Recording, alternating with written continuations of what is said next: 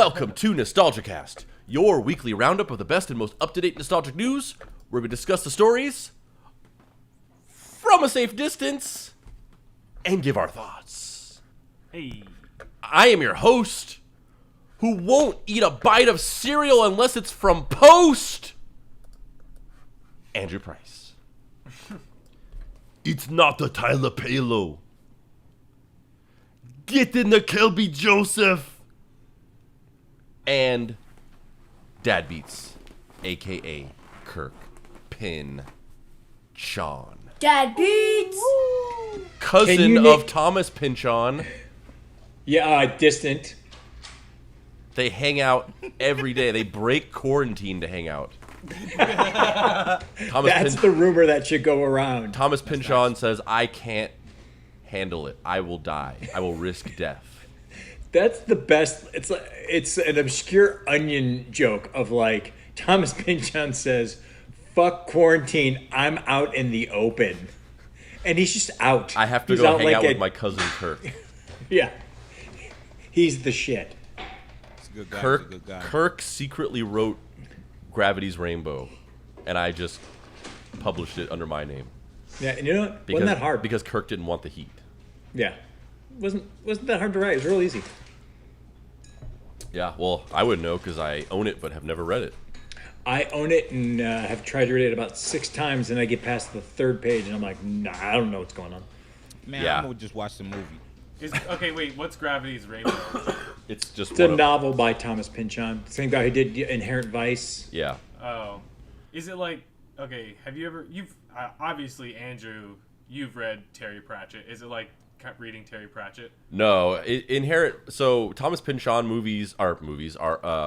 novels are very dense and impenetrable. Like even I've read Inherent Vice, but even Inherent Vice is super impenetrable. Like if you've seen the movie, like the movie is like fucking all over the place and you can't follow it, and like it's purposely the plot is like purposely like very convoluted, and the novel is way crazier. And they're like, that's his most accessible novel. Yeah. Like fans of Pynchon are like, oh yeah, Inherent Vice, that's a real fun, easy novel. I'm like, no, it's not. Yeah, but I haven't gotten myself to push through to read Gravity's Rainbow. I think hopefully I will one day. I plan on it in some vague way, but I feel like maybe I got a little too old to have the tenacity to get through it, because all of the like dense, convoluted abstract novels that I read whenever I was younger, like I don't know if I would be able to read them again now, like Naked Lunch or a bunch of Burroughs stuff. Like I read all that when I was younger, and I don't know if I could read it now if I hadn't gotten it over with when I was in high school. I think I might have missed the boat on Pynchon, but yeah, not this one. Yeah, no, I got on that boat and I played shuffleboard. But yeah, Tyler, it's more like if you've ever read, like I said, if you've ever read like William S. Burroughs stuff, like Naked Lunch, just kind of like that abstract sort of like plotless prose. It's kind of like that. It's kind of similar to that. Gotcha. Maybe like a combination of William S. Burroughs and then what the fuck is his name? You just said his name like yesterday. I'm blanking out his name. The author. David Foster Wallace. Yeah, David Foster Wallace. David Foster Wallace. Yeah. Yeah, it's like a combination of William S. Gotcha. Burroughs and David Foster Wallace. Yeah. Okay. Yeah. So before we get into the stories, actually we don't have any real like movie theater updates, which I guess I take as a good thing. It's looking like some restrictions are going to be relaxed in some states. Like I think here in California, I think they're gearing up to make some announcements like within the next couple of days about relaxing restrictions and opening things up back up a little bit. And I think maybe movie theaters might be a part of that. But you know, the biggest news about that is just that, you know, if and when things start to open up a little bit, you know, there's going to be like really strict guidelines to it. You know, only being able to only being able to fill theaters to like 50% capacity or maybe even less. And I was talking to Mike a little bit about this, the guy who was on the podcast a couple episodes ago to talk about movie theater stuff, and he was saying that like he was reading and talking to people about some theaters who were basically like, okay, we're gonna reopen, and people are gonna have to wear masks. And then somebody was like, yeah, but if you sell food, like how are they gonna eat the food without wearing a mask? They have to take the mask off to eat the food. So then the theaters were like, okay, well then never mind, people don't have to wear masks. So the whole thing is just a clusterfuck. Yeah. Suffice to say, I will not be one of the guinea pigs stepping out and go into these places. Fuck that. But there hasn't been really any big news or change in that since the last time. There's one small update that I wanted to bring up. So several episodes ago, I think pre-quarantine times, we talked about the Matilda Netflix movie that was an adaptation of the musical, the West End musical that's been around for a while. And Tyler, you mentioned that in the musical, Miss Trunchbull is played by a guy, kind of like. Bless you. Thank you. Hairspray. Kind of like. Hairspray. Yes, Hairspray. Sorry. So they recently announced that Ralph Fiennes is going to be playing Miss Trunchbull. Yes. That's great casting. Yeah. Great casting. And I feel like there's like whenever things like this happen, like we talked about this last time about Hairspray and how like if Hairspray had come out, like people would have been up in arms that John Travolta was playing a woman, and they would have said like it needs to be a real drag queen. And I was thinking about this because there's starting to be a little bit of controversy of like, a straight white male playing a woman instead of a woman, or an actual drag queen or whatever. And I understand that to a certain degree, but I don't know. I almost feel like that is maybe doing more harm than good to try to draw that line in the sand, because I don't see anything wrong with I don't interpret like Ralph Fiennes playing Miss Trunchbull as like a straight white male like trying to take a role from a woman or somebody in the LGBTQ community. Like I see that as nothing more than like the idea of a straight man embracing their feminine side and like being normalized. Like right. I see a lot of good that can come from a regular straight guy, playing a woman, wearing drag in a movie, as long as it's not making fun of them or punching down. But the idea of like a straight white guy that's not a pre-established drag queen, like right. being in a movie and just dressing like a woman and just owning that and embracing his feminine side, I see that as just normalizing that in a very good way. Absolutely. I think also it's just, it is what it is in the sense of it's stunt casting. Mm-hmm. Get a star. So let's get a big star that's been in a big movie. He's done the Harry Potter movies. Yeah, he's Voldemort, right? Yeah. He's Voldemort, yeah. Okay, yeah. So it's 100%, you could get a real drag queen and it would probably be an amazing performance, but you wouldn't get the name value like you have in Ralph Fiennes. Yeah. Yeah, is Ralph Fiennes a good singer? Fiennes a good singer? That's what I'm worried about. Ooh, is he? Good question. Like, I don't know. Because I understand like they cast somebody who is despised to play somebody who is despised. You're already making that connection as a character because he's been one of the most despised characters in the world. But like, is he a good singer? Is he gonna actually be good? That's all I care about. I have never heard of Ralph Fiennes, the singer, I'm sure he's done London theater, musical theater, and that's probably something to do with why he's been cast, but I'm just not familiar enough. I'm definitely familiar with Ralph Fiennes as an actor, as a movie actor, but I'm sure he's done London theater, and I just don't. I'm not familiar with it at all. Gotcha. Yeah, I like it. And yeah, as Tyler said, this is not just like a random thing out of nowhere. It's been an established tradition that in the musical, Miss Trunchbull has been played by a man. Most notably Bertie Carvel in the original Broadway production. So first story. Whoa! Hey now. He's getting excited. Yeah.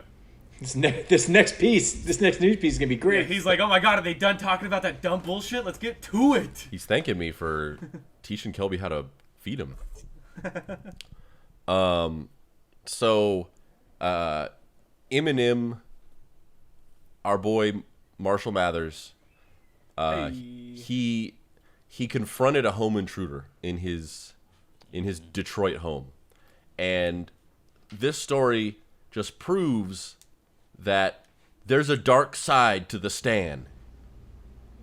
It's all a dark side. The whole thing. It's The whole thing's a dark side.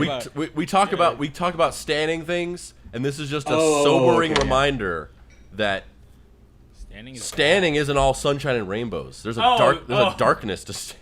Gotcha. I don't know what was in that cup. But I don't know what just good. happened, but I just saw Kelby start to take a drink of something and then just have second thoughts majorly. He wasn't even talking. He was making no noise, and for some reason the camera was like, "We need to see this." I'm not drinking out of that cup right now. Yeah. There's a dark side to standing. So Eminem had a real life Stan. He was sleeping at 4 a.m. in his Detroit area home, and 26-year-old Matthew David Hughes was able to sneak past his security detail by going in the back way. He broke a window on the kitchen. He broke a kitchen window with a rock. He climbed in. An alarm in the house went off, which woke up Eminem. He got up and he confronted this dude. He grabbed him. He detained him. He called for his security. His security came in. They detained him, and then the police came and they picked him up. He seemingly wasn't there to try to steal anything. He was standing. He wanted to meet Eminem. He was arrested, and he is being held on a $50,000 bond. I guess the rest of the stands could come up with that $5,000. I mean, that ain't nothing to him. Yeah, just crowdfund the release of the Ultimate Stan. What's the problem? The Alpha Stan. He's a fan. The Alpha Stan. What's the problem? He's a good guy. Yeah, I did this before. Yes, I did. I did this once before. It was really uncomfortable for me. I don't like to talk about it. Yeah. Yeah. No, actually, okay. I had this realization not now, but a while back, but relatively recently. I forget why. I forget if I was like watching the video or something. But I realized for the first time, in the song "Stan," that he's like in love with him. And he wants to be together with him. I never picked up on that when I was a kid. I had no idea. Yeah, I had no idea that was. I literally that went completely over my head. How old were you then? Whenever Stan 15. came out. No, I was. High school? 31. No, not high school. I was when Stan came out. I forget exactly. I mean, that was somewhere in the late '90s. Yeah. I was in either elementary school or middle school. Wow. Damn, that's shit. But yeah, I had no idea. It completely went over my head. And then I was like re-watching the video or something, and I was like, oh shit! Like I never noticed this. That like towards the end, he starts dropping like romantic things in his letters, and Eminem's like, I don't know about that part. Like that seems kind of weird. I never noticed that. And he says that they could be together. I just literally never noticed that part. I don't know why. That part just kind of starts fading out as soon as you start rapping it. yourself, like just imagine like maybe me and Eminem could be together. Yeah. Oh boy. Yeah, I just thought it was man. like be together, like hang out. I don't know. I don't know why. I don't know why that part was just lost on me. Just kind of hang out in the kitchen. Yeah. Yeah. No. Break a window. Hang out in the kitchen. Yeah. Yeah, I don't know what this guy was expecting. He wanted to lose himself. Sick. You know, he was Freeze frame. he was true to himself. He said I am whatever I say I am, which is a huge Eminem fan, so I'm going to go in there and hang out with him. Yeah. You know who did lose themselves? That lady who didn't get a job in 2 years. Goodness gracious. The actor? The actress? Yeah. Wait, $2 million net worth lady. Yeah, she did lose herself. She lost herself. I wonder if the guy walked into Eminem's house and went, "Guess who's back? Back again." Yeah, he did say that, and then Eminem's like, "Wait a minute, that one doesn't work because you've never been here in the first place." And then he was That one's a stretch. "Oh, as you know." I'm gonna be surprised because we know Kirk is stuck in 2005 and before. Yeah. If you got a 2010, 9, 8 and up Eminem, Oh, I remember one of his songs, but I can't remember. I'm sure Kirk has heard. Just gonna stand here That's and it. watch me burn. That's alright. He had a slamming song. The way it hurts. you said a slamming. Slamming A song. slamming song? I'm trying to remember it. Nice. That shit was slamming. That's a slap. What was his last album? Yeah. What was his last album? I'm gonna Came out find with it. an album earlier this year. Songs to get last- murdered by. Was it Murdered by? I think so. It was actually not bad for a I mean, person who really the big doesn't track like on that is Eminem. the big track on that is Godzilla. Was it Wasn't Rap bad. God. Rap was it God? something off of Kamikaze? Rap God is 20. Kamikaze is Kamikaze's trash from Whoa. like 2 years ago. what? I thought Wait, not Kamikaze was the good not one. Kamikaze. Kamikaze's the decent diss track. The whole thing is a diss track to like a bunch Himself, of different yeah. people. Oh, maybe it was Recovery. one. Recovery's trash. I think That's Recovery's the, trash. that's the yeah. that's the Rick Rubin one. Super garbage. Wow. That's Eminem's thing, though. He puts out music, and then everyone says it sucks. And then the next one, he goes, and everybody said my last album sucked, so now I'm going to diss other rappers. That's his thing. He puts out trash, and he apologizes for it. Yeah. Maybe it was How's Revival? Garbage. Wow. You're not a fan. Ephraim, Eminem is that kind of away. whack, but yeah. if you want some of that, put it on a plate. What are you doing? You don't have to sneak that. Nobody's trying to stop you from eating tofu. Tyler, why do you look like your dad's a lawyer? Why do I look like my dad's a lawyer? Yeah, you definitely look like if like somebody wouldn't sell you beer at a gas station, you'd be like, my father's a lawyer and I can sue guys you are the for worst. discrimination. Is it the hair because I have my hair down? Yeah, it's like that's what you look like right now. Okay, going back to Eminem. You guys are the worst. Was there like a Monsters in My Bed song? Yeah. That's What thought year that was was that? Friends with the Monster. Yeah. Yeah. Oh, Was that recent? I'm friends with the monster that's in under my my bed. bed. I can't remember the tune of it. Yeah, you're on. Isn't that to it. also a Rihanna song? Yeah, Rihanna sings that part. So that was post 2005. There you go, Kirk. We breaking you into a new generation. Nah, man, I was sticking my zone. You know what's funny, Kirk? I've been watching this guy from Ohio.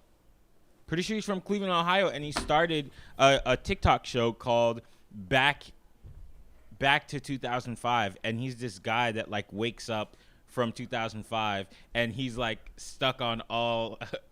Okay. Oh, I was like, cool. And he like remembers life as being from 2005. So he has the big baggy clothes.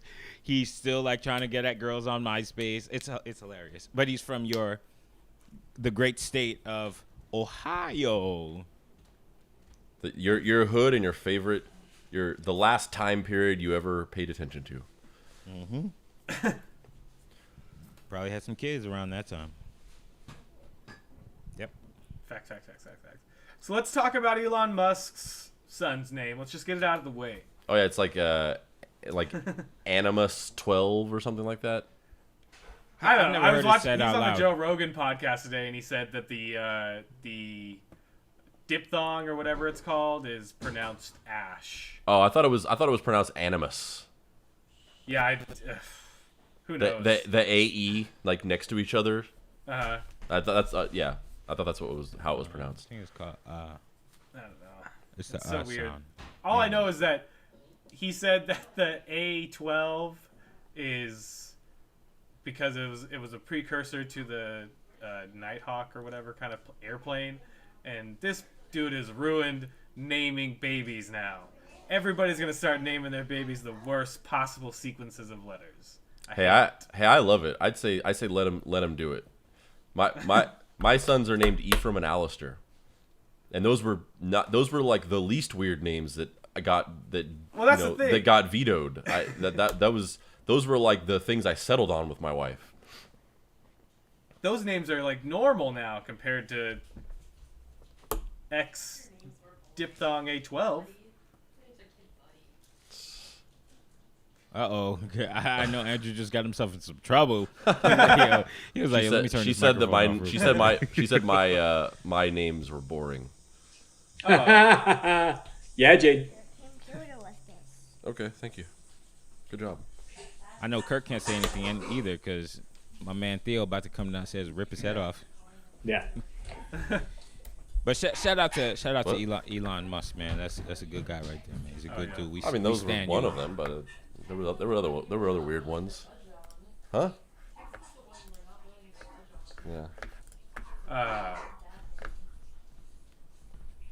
I mean, what's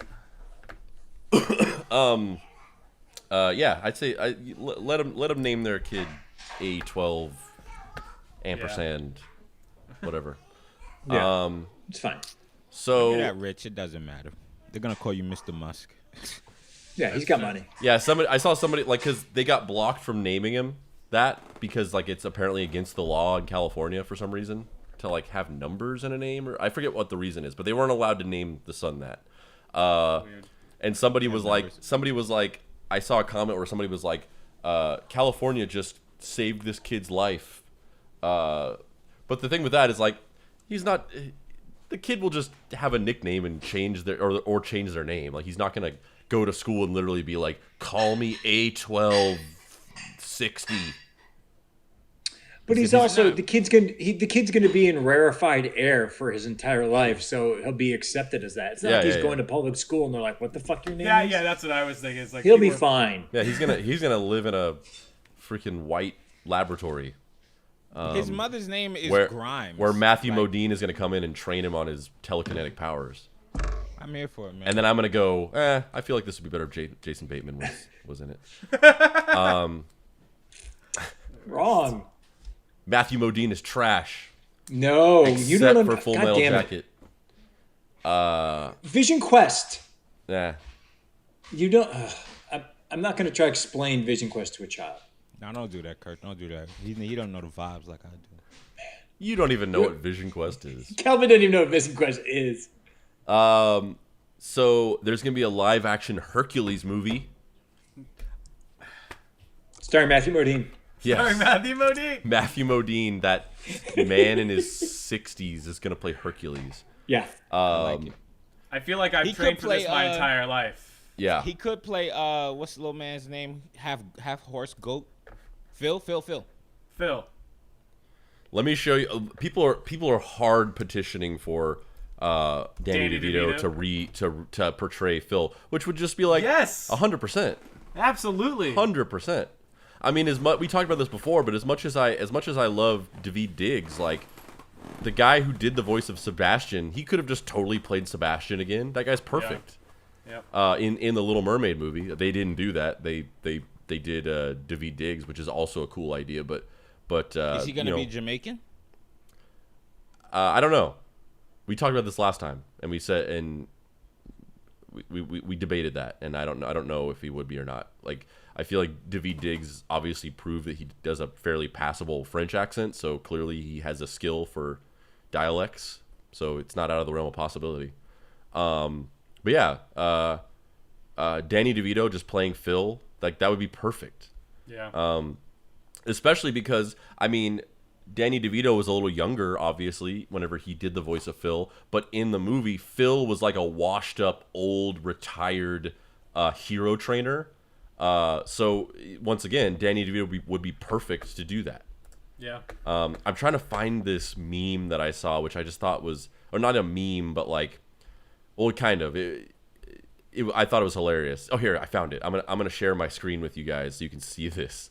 This garbage here. Is it a casting? Like, I also have something I gotta say to some of the folks on Twitter. Some things I've been seeing. oh my god. Yeah, you guys see this? No. You guys see this? I will. I haven't seen that, but I knew this was coming, so I reserved my words for this exact moment. Look at the caption of the post.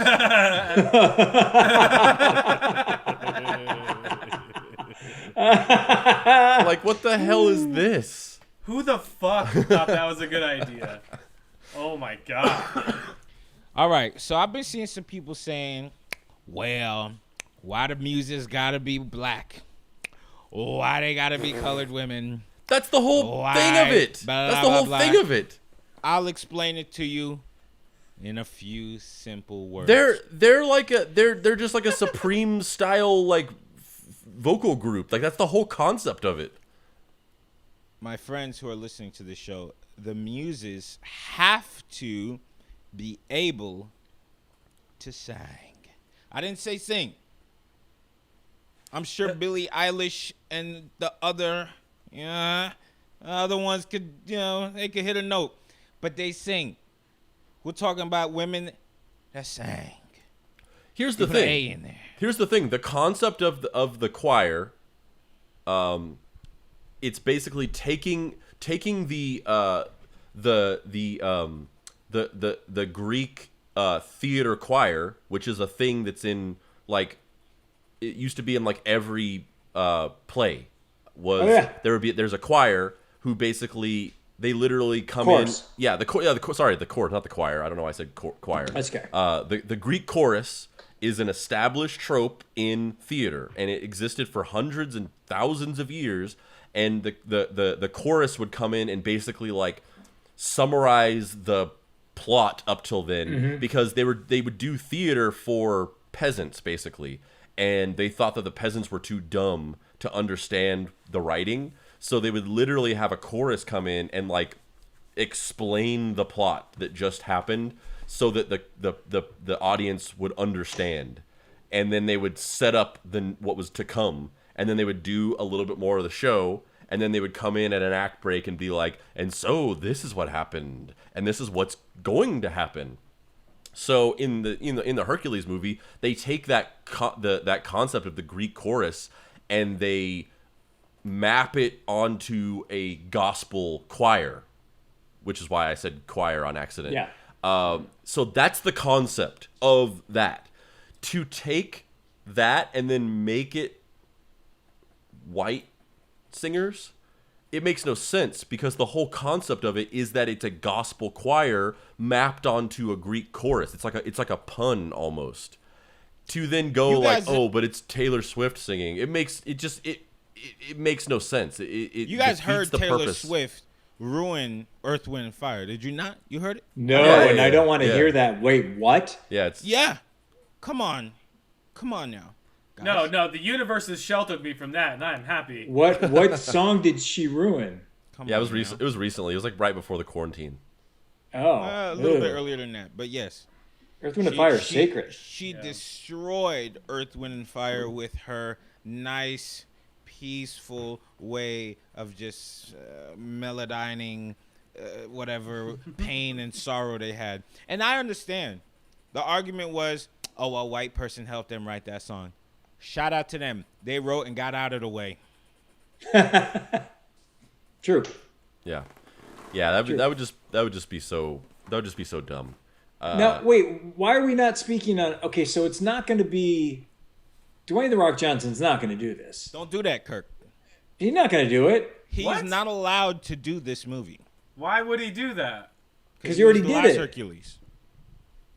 He was already Hercules. He already did Hercules. He's not allowed to touch this one. Yeah. So then do you go Jason Momoa? What? No. Then who's No. left?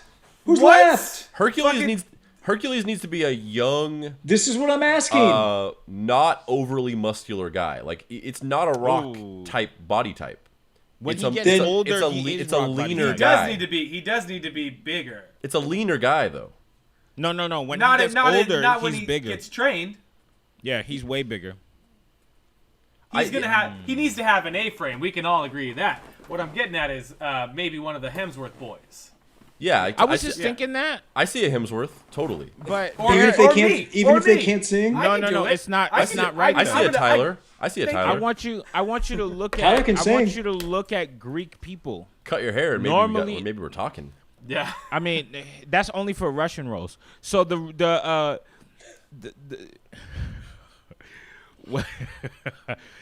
when you look at Hercules, he got that oily olive, beautiful Greek skin. It needs to be represented in the movie that he's a Greek man. So it's got to be somebody like, I don't know, bless you. If we could de-age, bless you, John Stamos.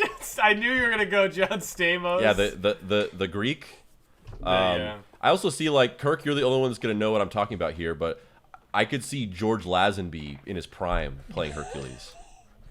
You went deep. Yeah. Well, we just Wow. did an episode, a deep cuts episode about George Lazenby, so it's fresh in my mind. That I could totally see that.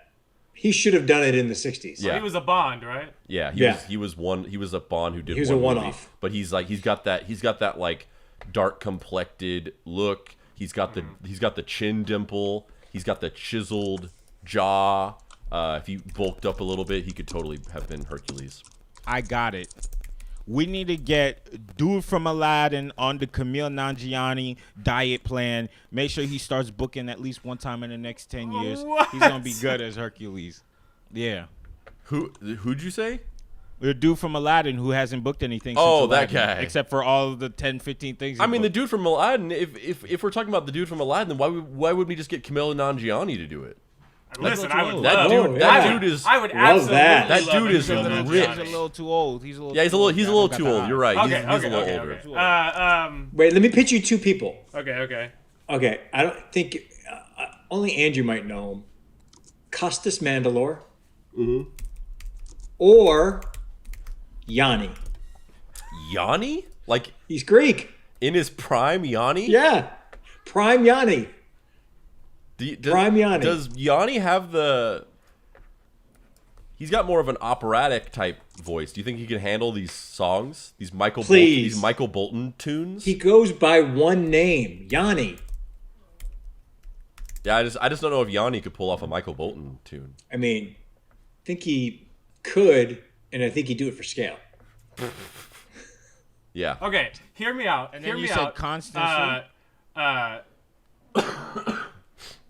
He's a little small. He's a little smaller, but Nick Jonas.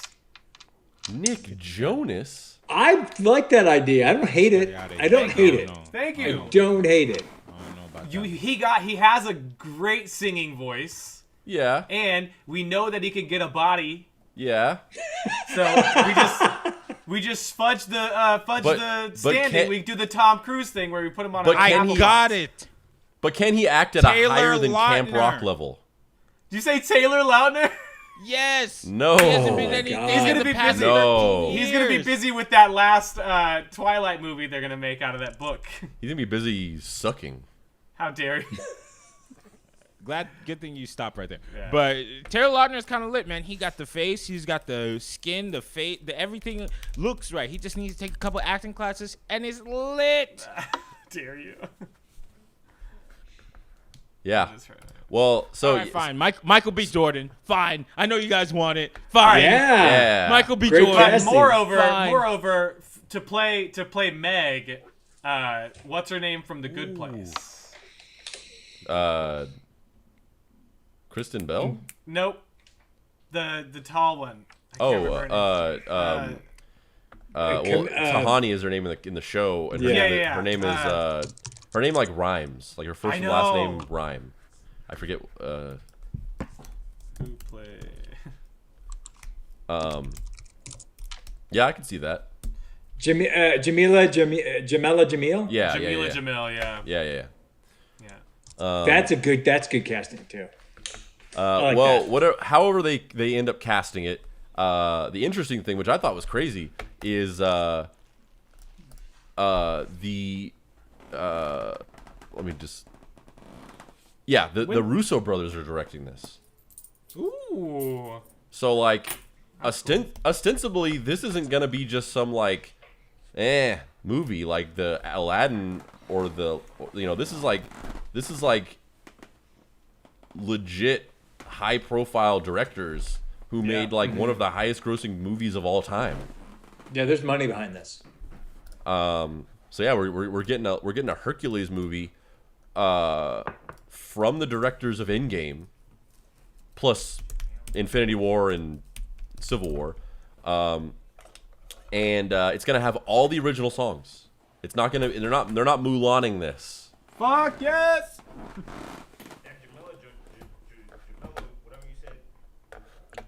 Jamila Jamil. Yeah. That's not bad. I Yeah. know. That's good casting. Not bad. This is gonna be a big hit.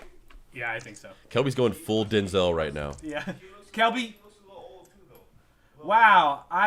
Jesus Christ. I will ask you to refrain from ever saying that again. I mean, and I will throw out that you should hit him up for directing. You should see if they want you to direct.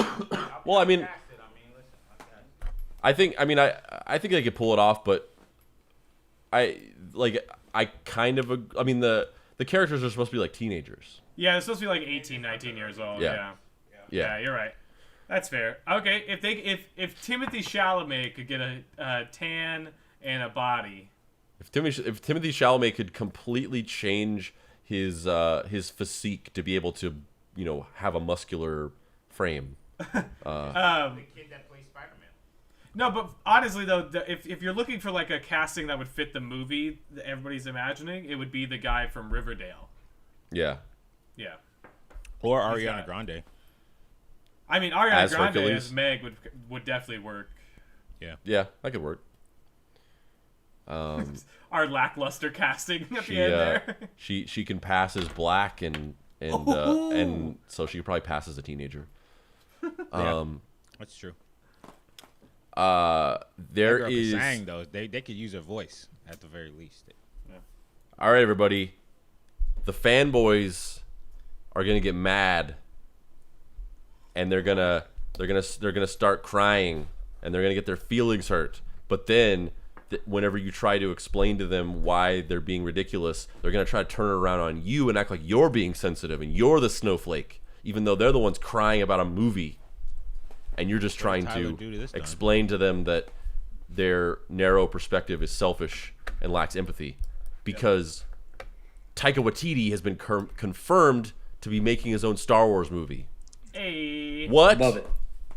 A guy that isn't white is going to be making Star Wars and doing a story that isn't only specifically pushing the white straight male agenda? Boom. I'm outraged. I'm outraged. I have a serious question about this. I have a serious question too, but go ahead, Kelby. Okay. My question is, are people really, quote unquote, outraged or going to be outraged? Because Taika Waititi to me is one of those dudes that most white people like it already. I've already seen the backlash. That was my question. Here's the thing about Star Wars fans. Star Wars fans are the worst human beings on the planet. Yeah. And I am a Star Wars fan, and I'm ashamed of it. They're awful. The new movies, the Disney Star Wars movies, they're not all great. They're not all good. Some of them definitely have some issues. But but that whole any kind of genuine criticism of the Disney sequels is completely lost in the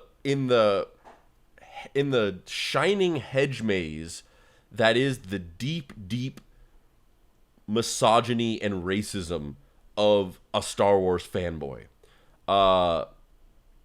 They say that they don't like them because, the characters were uninteresting, or they didn't continue the lineage of the Skywalker family in a way that was respectful of what George Lucas's vision was. But you can read between the lines, and regardless of any of those criticisms that are actually legit and they actually do mean, it's very obvious that at the end of the day, they just don't like having women or black people in the movies that are main characters. Sure, Lando, you can have a Lando, you can have like a little side character, but anytime that there's ever like we're not going to make the main characters of this white guys, they just hate it. And they'll argue with you all day that it's not about that, and it's because they're pushing an SJW agenda. They're pushing gender identity politics in our movies, and we just want Star Wars movies that aren't political, even though the original Star Wars movies were heavily political, and they were all about like overthrowing an oppressive fascist government. I don't know why I'm still doing air quotes for that. Yeah, that's real. That's my question. They just don't like. They see the movie and they're just like, women can't be heroes. Why are there black people in here? I could rant all day about it. And you've seen this for Taika Waititi. There's backlash to it because Taika Waititi, he's a Maori man. He's from New Zealand, but he's Maori. He's a indigenous. Is it Maori? I forget. I don't know what the pronunciation of it is. I think that's what it is. But he's an indigenous people from New Zealand, and he's doing Thor: Love and Thunder, which is an adaptation of partially an adaptation of a comic book story arc called The Mighty Thor, which is about Jane becoming the Mighty Thor. So it's a female Thor. While the real Thor is going to be in the movie, there's also going to be Natalie Portman portraying the Mighty Thor. And so, people hate this. People hate when in the comics, they hate when they make a black Spider-Man or a female Thor. They hate it. They hate it. They're like, Peter Parker's white. Thor is a guy. Iron Man's a guy and he's white. They hate it when they do stuff like Miles Morales or the Ironheart, the female black teenage Iron Man. They just hate it. You know why they hate it, Andrew? Because when we do it better. We take the whole thing over. Everything. From sports, we take it. I bet you if I knew how to skate and I was okay with the cold, I'd play hockey better than everybody else too. And I like my teeth. I'm telling you, they just don't like it because you just take the whole thing over. Oh, well. Well, I mean, I don't know. Oh, well. Aside from Kelby's black supremacy, yes. Yeah, I don't know if I don't know if across the board everything is better, but I do agree with the sentiment that they are threatened. They feel threatened by their assumed superiority being challenged in any way. But don't they? I don't want to be general about it, but don't the same people who liked Thor Ragnarok would like Star Wars? A lot of people didn't like Thor Ragnarok though because they're just like, it's too funny, it's too comedic. People suck. So yeah, there's already the backlash because they think he's gonna push an SJW agenda because he made Jojo Rabbit, which is this like anti-Hitler movie, which we live in a day and age where saying Hitler is bad is a controversial statement for some fucking reason. And he's not a white dude. and he's making Thor: Love and Thunder. So there's just all this backlash against the idea of it because people already just think that Disney just ruined Star Wars. So yeah, I'm going to go ahead and say that I'd put money on that this movie is going to be highly entertaining. I'm super excited for it. I mean, love Taika Waititi. That dude's great. If you're unfamiliar, Taika Waititi, so he basically, he helped co-create the Flight of the Conchords show. He directed a lot of the episodes. He directed and co-wrote a great movie called What We Do in the Shadows. He was one of the main characters in it as well. And then he transitioned to a film directing career. So he made The Hunt for the Wilder People, and he directed Jojo Rabbit, and he directed Thor Ragnarok. And he's an actor, so he played Korg in Thor Ragnarok. Like I said, he was one of the vampires in What We Do in the Shadows. He played Hitler. He played the imaginary Hitler in Jojo Rabbit. He's great.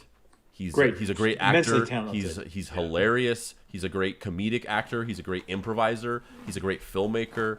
I love Taika Waititi. And I'm super excited for Thor: Love and Thunder. And I loved Thor Ragnarok. And I can't wait for this Star Wars and Taika Waititi. And also, he was IG-87 in the episode of Mandalorian that we all watched. So he was the voice of the robot. And then he directed the season finale of Mandalorian, and it was great.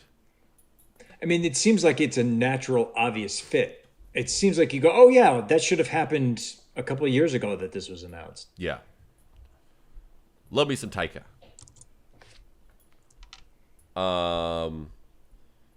So Tom Cruise is gonna make a movie in space. Of course he is. He's Tom fucking Cruise, like that. And that's what you do when you're cruising. The global superstar is set to literally leave the globe to star in a new movie, which will be shot in space, and he's teaming on with Elon Musk to make it happen. Deadline reports that this new Tom Cruise space movie is not a Mission Impossible project, and that no studio is involved yet. Because wouldn't that be amazing? Like they had Moonraker, which was just like the one James Bond movie where he just goes to space. Yeah, just randomly. Wouldn't that be amazing if there was a Mission Impossible movie where it's the space one where he goes to space? Yeah. But it's really shot in space. Yeah. I'd see that. Deadline reports that the new Tom Cruise space movie is not. I already said that. No studio is involved yet because it's still in early development. But Cruise and SpaceX are working on an action-adventure project with NASA, and if it actually happens, it'll be the first narrative feature film to be shot in outer space. This is not the first time that Cruise has flirted with leaving Earth to make a movie. 20 years ago, James Cameron was trying to make a movie in space. I feel like 20 years ago, if they had done that, they'd all just be dead. They would have all. This would be like, oh, remember that time that Tom Cruise and James Cameron died in a horrible space accident? Out of just sheer hubris. Yeah. So they were talking about making a movie in space. It never happened. And now they were talking about shooting it on and around the ISS, International Space Station. And now they're talking about doing it again. And this one, it's SpaceX is involved. And it's apparently also going to be shot partially, or at least they've partnered with the ISS, so it's going to be shot in and around the ISS. And there's not many more details beyond that, other than that they are just planning on doing this. He's partnered with SpaceX. They're looking for a studio. They're trying to get this project together, and it's also partnered with ISS. If you guys have ever seen it. Several years ago, what is his name? Is his name Chris Hadfield? Can we get a description? Is that his name? Yes, Chris Hadfield. So, one of a Canadian astronaut who was living aboard ISS for a while, and he was one of the first astronauts to ever. He basically started making videos of him doing things and like doing scientific experiments on ISS, and posting them on the internet. Thank you. Could you imagine how good the fucking internet is in space? Just right next to the gun. You are a satellite? Yeah, so he was revolutionary in how he kind of the way that the Kennedy administration was the first television presidency, and Jackie O brought cameras into the White House for the first time ever. He was the first astronaut to post videos inside of ISS and demystify what they're doing up there and showing people the experiments that they were doing and how zero gravity has an effect on certain scientific principles. He also made his videos were very comedic and funny. He's a very sardonic, kind of sarcastic guy. So before he came back to Earth, he's also a musician. So before he came back to Earth, he shot the world's first music video in space, and he shot a video for a cover of what song was it? Toto's Africa? What? I'm just blanking on the. Space Oddity. He did a cover of Space Oddity, where he had a guitar, and so he recorded his guitar and his vocals on ISS, and then he sent the files down to a producer, and the producer did the rest of it. He did the drums, and he produced the track and mixed it and everything like that. And then he shot a music video in ISS for the song, and then they edited it together, and they made this music video. And the music video is breathtaking. It's amazing. Fuck it, let's watch it. Share your screen, bro. It might not be up. Let's see if it's up. Because so basically when he made it, he only made it. It's up. So he made it available for 6 months and then took it down because of some kind of copyright thing where I forget what it was. It was they weren't allowed to have footage of the ISS up for longer than 6 months, or for some reason they put it up for a limited time and then it was taken down and it just didn't exist on the internet anywhere. But I think I remember that they actually put it back up permanently relatively recently. So ultimately my point is, and we can watch a little bit of this because this video is really long. But my point is that if the movie looked even halfway as good as this, it would be amazing. And by all accounts, it's probably going to look better than this because he shot this on a GoPro, and it looks this amazing. Imagine what a real big budget movie production could look like. But this video is breathtaking. I'll share a little bit of it. I'll show a little bit of it, and we can actually share. Hold on. Can you guys hear this? Yes. You can hear that? Okay, so I am sharing my audio. Even better than Skype somehow. Nice. So Kirk and I will sing super loud over the song so we don't get copyright. are you guys seeing that? Not anymore. Yeah. You don't see anything? No. See it anymore. I don't see anything. I see you. What? We're back to the four of us. The fudge. I think We were at the video, and then you. Now we're There at. we go, Yep. there we go, there we yeah, I think I accidentally ended it. go. Yeah.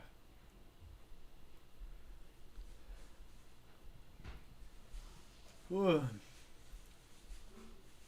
Wait, so the Earth's not flat?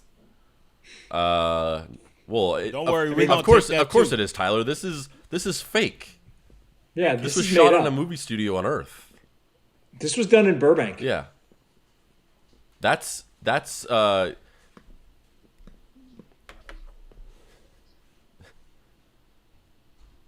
This is so cool. this is Kevin Kline.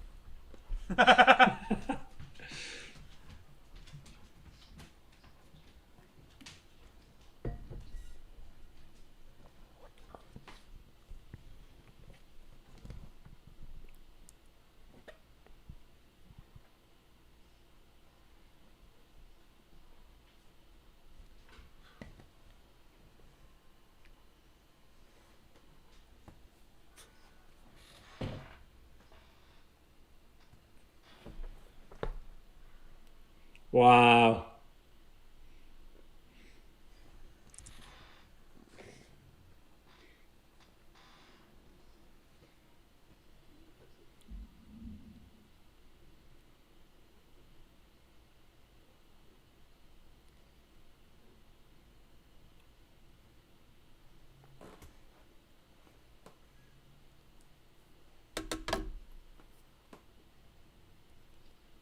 There's some really like beautiful time lapse footage that comes up pretty soon, I think.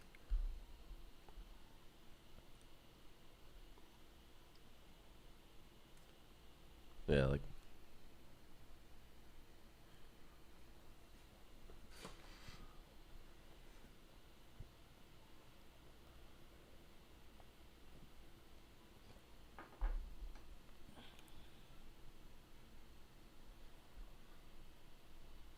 this is all real.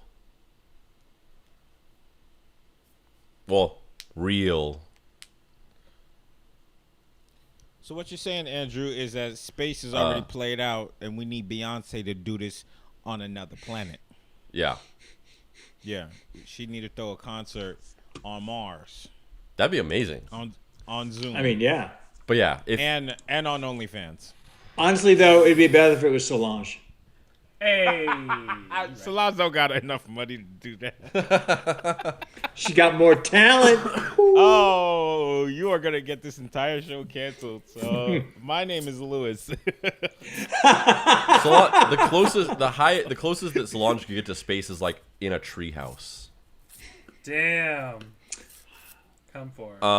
But yeah, if you could make an action movie that looked like that, Yeah. it would be amazing. Did they just do that with Gravity though? Like, But that was fake. How much- It was fake. Okay, sure, it's fake, it's but it real. looked absolutely the same. But it's fake. But it's Okay, fake. who cares? I do. I want to see a movie that's actually in space. Wow. Who should I talk to? I'll direct it. What's the problem? Just.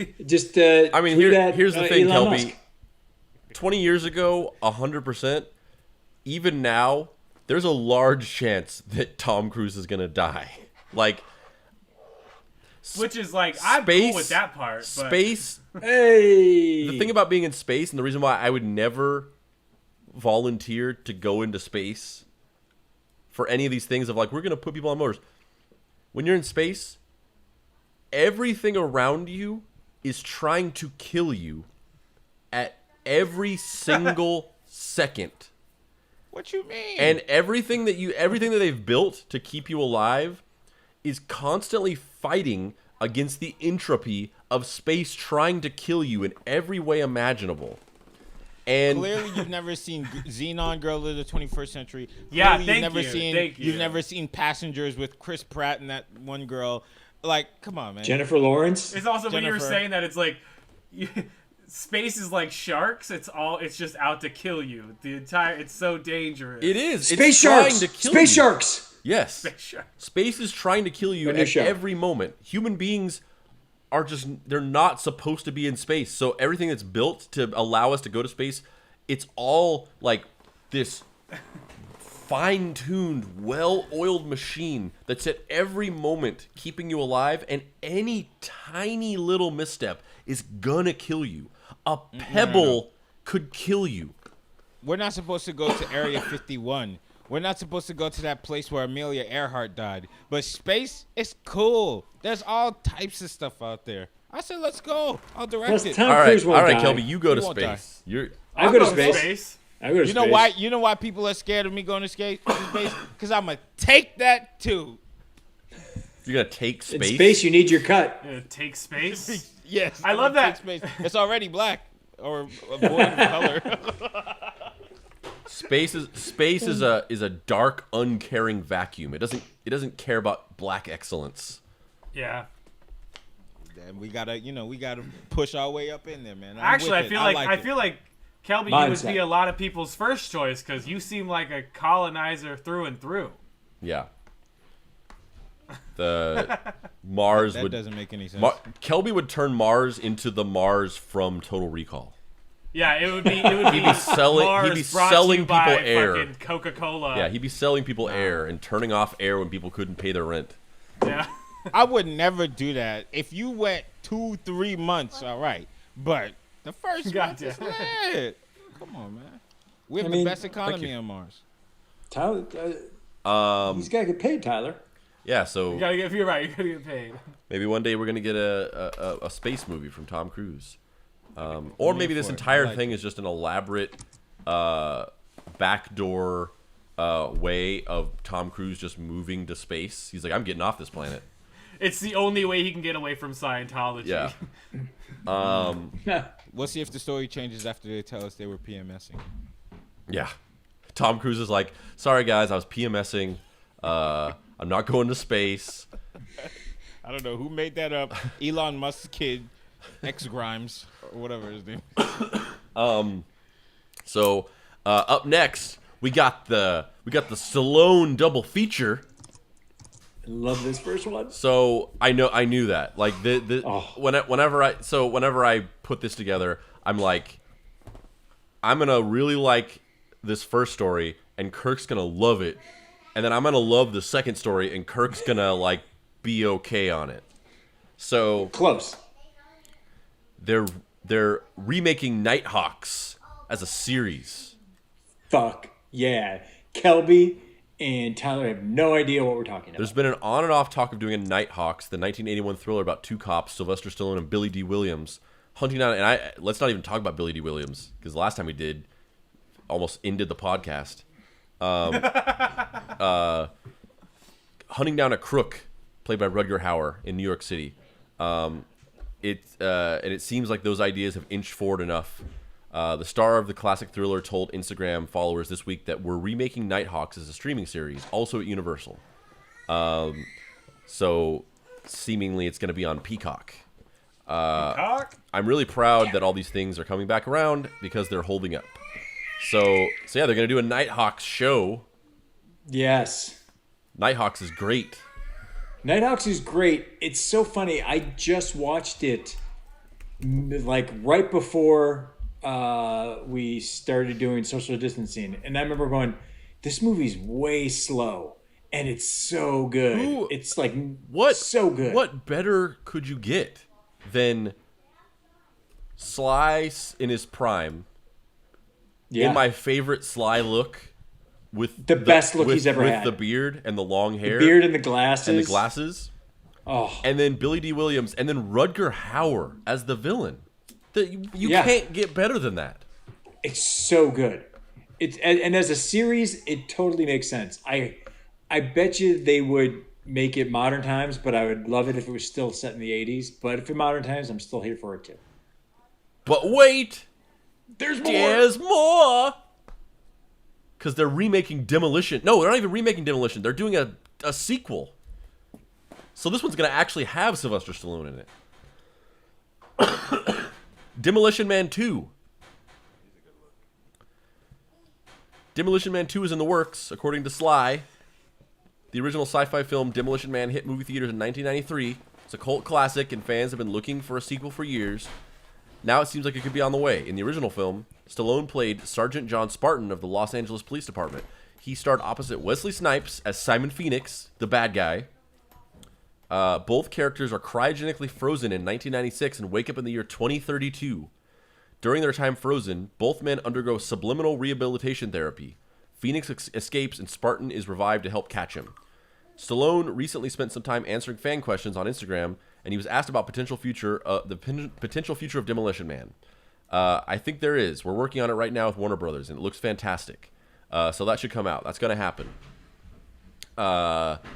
There's obviously no telling how far along the development the new Demolition Man movie actually is, especially since the industry has essentially been put on hold for the foreseeable future. However, it sounds like there have been more than just some simple conversations about the sequel. Stallone mentioned that things are looking fantastic, which implies that some story script work has probably been done. So we're getting a Demolition Man sequel. Now, Demolition Man, several things.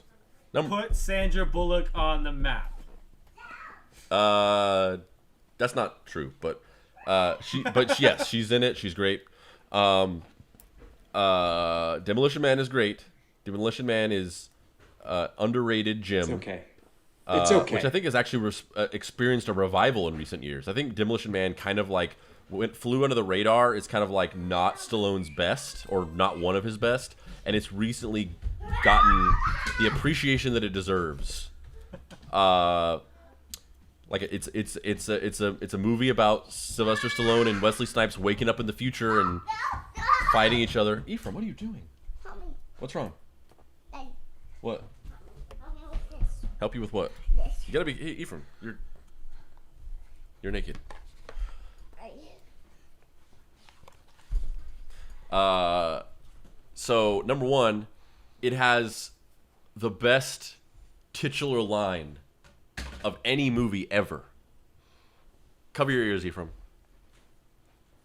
So in the first 5 minutes of the movie, after the opening set piece in which Sylvester Stallone catches Wesley Snipes, but he does a bunch of collateral damage in the city, and his police chief is his angry black police chief is mad at him. Shout out to the angry black police chief trope from the 80s in every action movie, every cop movie. He's walking down the room. He's walking down the crime scene, and he goes, within the first 5 minutes of the movie, he goes, "I'm tired of all this Demolition Man shit." Best titular line ever. Yeah. Dada. What? It's an okay movie. The seashells. Oh God. The sea. I love every part of this. Every part of the future. There's when you swear, you get fined by the state. So anytime he says a swear word, a nearby machine like prints out a ticket and he has to take it, and it's like you get fined for swearing, like you get fined for speeding. And there's like little kiosks everywhere in the city, and so if you're nearby, the government is surveilling every part of the city, and if you say a swear word, you get a ticket. And there's like a weird like sex scene with Sandra Bullock and Yeah, Sly they Stallone. do it via like this headset. Yeah. They don't touch each other. They just put on these headsets, and it's like in the future you don't physically touch each other. You just do it in a headset. And That's like pretty stupid. that's my least favorite trope of all is when writers write out sex like it's not going to be needed in the future or wanted. Like people don't just have sex. well, but the movie is like a. But the thing can about kinda the movie see is a why satire. that It's like it's not supposed to be serious. It's like okay. it's like the future is like purposely ridiculous. Gotcha. Like the whole swear word thing, that every restaurant has been bought by Taco Bell, so now all restaurants are Taco Bells. That's amazing. From fast food to like high end 5-star, they're all Taco Bells. Daddy was funny. Wow, I watched this movie when I was really young. I have to rewatch it because it sounds pretty great. Actually. And then there's this. It's good because of Wesley Snipes. Yeah. obviously everything's Yes. good because of Wesley Everything's good Snipes. because of Wesley Snipes. The funniest part And of it's- it. The funniest part of it is he goes to the bathroom, and then he comes out and he's like, there wasn't any toilet paper in there, and they were like, oh, you just use the shells, and then he goes back into the bathroom, and there's just these 2 seashells on the wall, and he just looks at it and he's just like, what? And then he just leaves. They never explain it. They don't explain how the seashells work. It's just this gag. It's like this one-off little gag where it's like it's a joke where they're like, oh, just use the shells. And he goes in and he just doesn't understand it, and he just walks out. He doesn't wipe himself and he just walks out. And it's never explained. They never explain how the seashells work. It's just a thing that happens. That's amazing. There's also a long monologue by Dennis Leary, which they were so obviously like, just do your stand up for 2 minutes and we won't interrupt you, and just like do it like a rant, and then we'll move on with the scene. It literally does not belong anywhere. This sounds like an action-packed idiocracy. It's kind of a precursor to that. Like Yeah, the movie that's is fair. like it's a satirical sci-fi movie where the future that they wake up in is like a bureaucratic nightmare. It's kind of, I mean, it's more similar. It's less like Idiocracy and more similar to like, it's a more action-packed Brazil. Ooh, yeah, it's a good comparison. I haven't seen Brazil. It's another great science fiction satire. Gotcha. Directed by Terry Gilliam, written and directed by Terry Gilliam. Oh, I can see that. Starring Jonathan Pryce and Robert De Niro. Robert De Niro is like barely in it, but Yeah, but he's like the most important character though. Agree. Yeah, so they're gonna be doing a Demolition Man sequel. What that means like we've just gone through and explained this whole movie. So now that we've sort of explained that and explained how this was like a early '90s satire of the future, like I don't know what that means for now. Like, are they gonna be satirizing a further future? Like, it remains to be seen. I'm really interested to see where that goes though. So they've been talking about doing a Scream 5 for a while, and now Neve Campbell, who plays Sydney, the main character, she's confirmed that she's in talks to be back in the saddle. So she said they've come to me and we're having conversations. It's a little hard at the moment because of COVID to know what will happen, and hopefully we can see eye to eye. I originally have been really apprehensive about doing another Scream without Wes. Wes Craven directed the first couple of Screams. Did he? I'm blanking on if he directed any of them after Scream 1. No. Let me double check that. I mean, how many were she in? How many were she in? My brain just scrambled. I was like, Oh yeah. He He directed all of them. He directed all of the Scream movies. For some reason, I was like thinking maybe they got a replacement director because, he directed all the Scream movies. So yeah, this would be the first one where he would not be returning because he's dead. Did Scream kill him? Freddy killed him. Oh.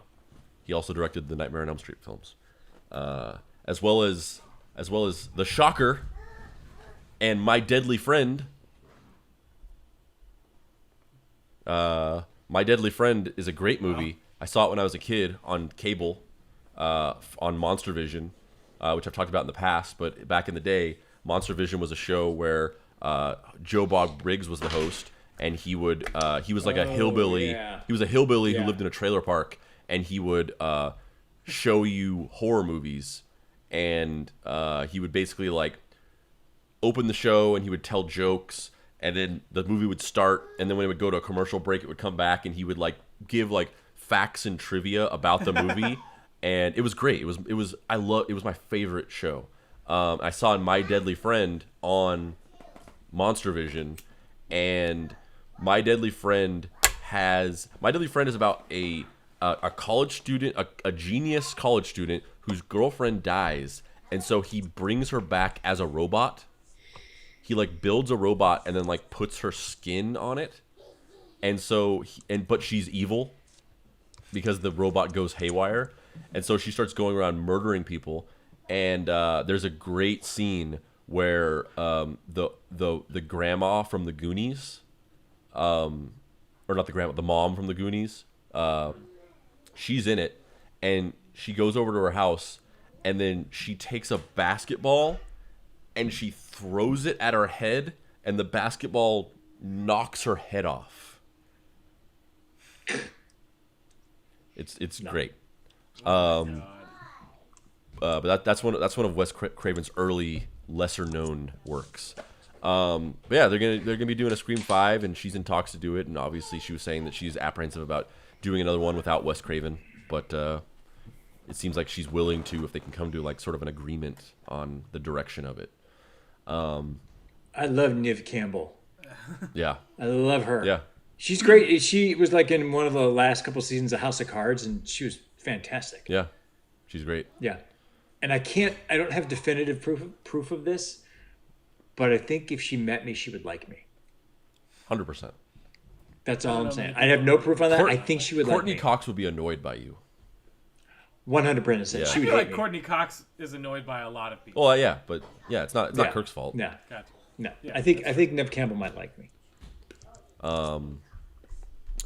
So, last story before we take a break.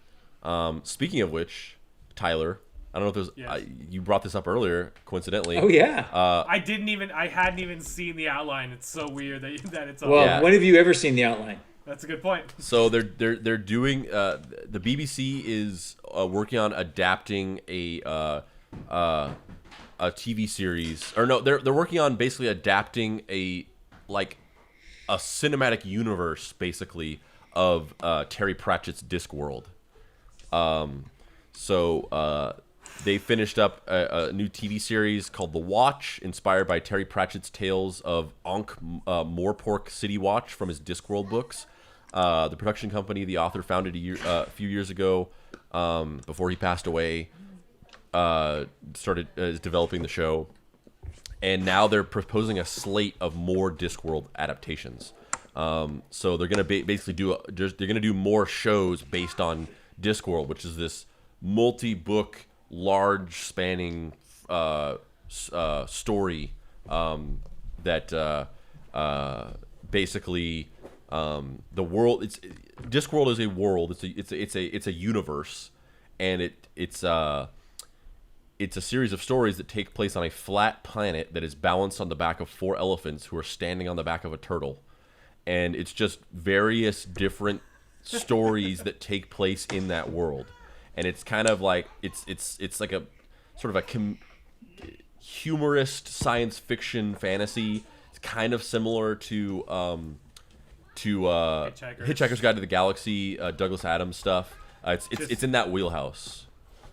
It's just far more dense. Like, it's way hard to read. If the only thing I could reading Canterbury Tales at age 14 is how I perpetually think reading this series was. Yeah, That's Discworld rough. is kind of like a combination between like Douglas Adams, but then like The Wheel of Time or like the Song of Ice and Fire, like very dense fantasy books. And they're gonna be adapting some shows based on that. Our friend Miles is a huge Discworld fan.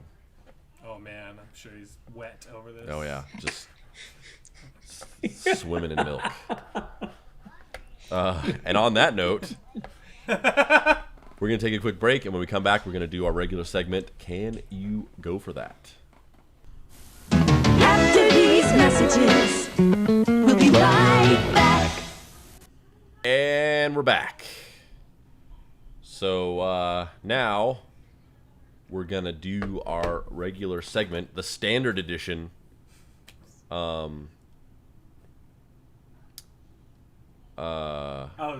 There's actual news. Yeah, there's a couple stories. Gotcha. We're gonna do the standard edition of. Can you go for that? Oh oh oh. Oh can you go for that? Oh oh oh. Oh can you go for that? Oh oh oh. Oh can you go for that? Can you go for that? Can you go for that? Standard That movie edition. right there is sick, Kirk. I loved it. Another point towards One Zoom. of the muses. Zoom's Those great. backup Holy vocals shit. were actually synchronized. Yeah. Hey. So the first rumored, unsubstantiated story is that a Spider-Man 2099 live-action show is coming to Disney Plus. Yeah, boy. Which is I'll get to why this is strange, but could a Spider-Man 2099 live-action series be in the works for Disney Plus? This is exactly what a fancy new rumor is suggesting. For now, the keyword is rumor, as a whole lot would need to happen for this to become a reality. That said, if there is a nugget of truth to this could be a huge deal, as it would represent the first live-action Spider-Man show of the MCU era. Again, we must caution that for now, this is merely a rumor and not to be taken as definitive confirmation. That said, reliable scooper Mikey Sutton, who has been right about a number of big bits of Marvel news in the past, including Benedict Cumberbatch landing the role of Doctor Strange and the Disney-Fox deal, recently said on Facebook that discussions between Sony and Marvel Studios have taken place about this project. So before we get into the can you go for that, I just want to quickly kind of briefly summarize why this news is, in addition to being cool, is kind of strange. So, Kirk, you would be familiar with Spider-Man 2099 as for those who may not be familiar with the property, Spider-Man 2099 was introduced by Marvel Comics in 1992. It takes place in the distant future of 2099 and sees Miguel O'Hara taking up the mantle of Spider-Man. The character made a memorable cameo in Spider-Man Into the Spider-Verse as voiced by Oscar Isaac, and has also appeared in video games such as Shattered Dimensions. So, Kirk, you'd be familiar with him as at the end of Spider-Man Into the Spider-Verse. After the movie ends, it's sort of like a mid-credit sequence that it cuts away to Miguel O'Hara, and he's like, oh, I gotta go back in time. And then he gets in like a time machine, and then it cuts to that Spider-Man meme where he sees Spider-Man, and then he's pointing at him, and they're like, what are you doing here? No, what are you doing here? Or whatever. And it's like that. It's that meme. Yeah. And it was that brief cameo that was really exciting because it was Oscar Isaac. So it was like, oh, snap. Like, Spider-Man 2099 is going to be in the next Into the Spider-Verse movie, and it's going to be voiced by Oscar Isaac. So that's where you would see that. But he is this character who's basically like a future Spider-Man. Okay. And he's the Hispanic Spider-Man. Oh, got it. Got it. Yeah. So what's weird about this is that so basically, if you're unfamiliar, or if you kind of like have forgotten or gotten sort of like lost in the complexity of it, Sony owns the movie optioning rights for most of the Spider-Man characters, pretty much all of them. They own all of the Spider-Man properties, all the ancillary characters connected to Spider-Man. So Sony owns the rights to make the movies of Spider-Man with all the characters. So Spider-Man, Dr. Octopus, Uncle Ben and Aunt May, Mary Jane, Gwen Stacy, the Rhino, the Green Goblin, the Hobgoblin, all these characters, Venom, the Sinister Six. They own all these characters in movie form, and so in order to have put Spider-Man into the MCU and introduce him into Civil War, there was this unprecedented agreement and partnership between Disney/Marvel and Sony, where they agreed to license out the rights to use the character Spider-Man in Civil War in exchange for a part of the box office revenue. And then when they went on to make the Spider-Man movies, the agreement was that Marvel Studios would produce the film. So they basically made them. Sony distributed the film, or partially distributed the films, and there was some split agreement on the revenue, which I've kind of forgotten by now. They briefly considered breaking their partnership over a disagreement about revenue, and then they came to an agreement, and I kind of forget where it landed. But so they did that, and that's the Spider-Man live action franchise. That is a joint partnership between Marvel/Disney and Sony, where Marvel is making those movies, and Sony has the distribution and part of the revenue and all that stuff, in exchange for licensing out the characters to Marvel. And then Spider-Man Into the Spider-Verse is a whole separate thing. It has nothing to do with Marvel. It's a Sony specific production, and as was the Venom movie. But now they're kind of talking about merging that with the MCU. But the Into the Spider-Verse movie, where they had this cameo from Spider-Man 2099, was unrelated to Marvel. So it'll be strange now if they do, because they've announced that they're doing Spider-Man Into the Spider-Verse 2. So Kelby's gonna be getting some work soon. And ostensibly, Spider-Man 2099 is going to be in that movie. So it'll be strange if they have this movie come out with the animated version of Spider-Man 2099, and then they also, Disney and Marvel, do a live-action version that's unrelated. So there'll be two simultaneous versions of not only Spider-Man, but also Spider-Man 2099. It's odd. But I just wanted to lay out that texture before we went into the opinions. That helps, because I do have a question about it, and the question is why you're holding a Frisbee. Ephraim brought it to me earlier, and I'm just holding it now. Okay. My question is the Tom Holland Spider-Man represented at all in the Into the Spider-Verse? No, I mean the concept of the Into the Spider-Verse movie kind of implies that the Tom Holland Spider-Man could exist in the same Multiverse. franchise as the animated movies, because it could just be a different multiverse.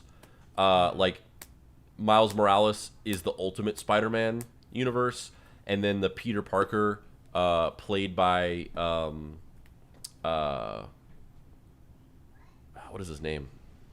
The guy from New Girl. Blank. Jake Johnson. Yeah, Jake Jake Johnson. The Peter Parker played by Jake Johnson. He's from the main Spider-Man universe, like the Prime Marvel universe. Right. And then it could be the way that movie's set up, that there's all these different universes and there's all these different Spider-Mans. It could be plausible to think that Tom Holland Spider-Man is just a Spider-Man from a different universe, and that they could cross over. And it could even be that like he's live action, and that universe is just live action, and these other universes are animated. They've done that in things before, where like there was this back in like 2004 or 5 or something. They did this special. At the time, there was a Ninja Turtles animated show running.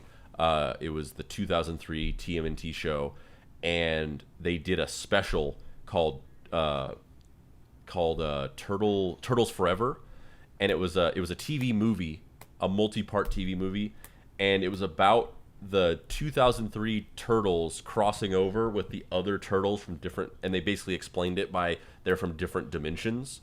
So the Turtles from the 1986 show, or 1984 show, whatever, the original Ninja Turtle show, they came into the 2003 universe show. So it was like the goofy 80s Turtles hanging out with the 2003 more serious, more based on the comics Turtles. And then at the end, there was this crazy set piece where they hopped universes again, and they went into the 80s comic book Turtles, the black and white Eastman and Laird comic book Turtle universe. So everything's black and white, and they're these really serious turtles. They don't have the multicolored bandanas because that was introduced in the cartoon. And that's where the final act of the movie takes place. And then there's a scene where they go into this little room where the dimension hopper is, and they see they see hundreds and hundreds of screens on this wall that show all the different Turtles universes.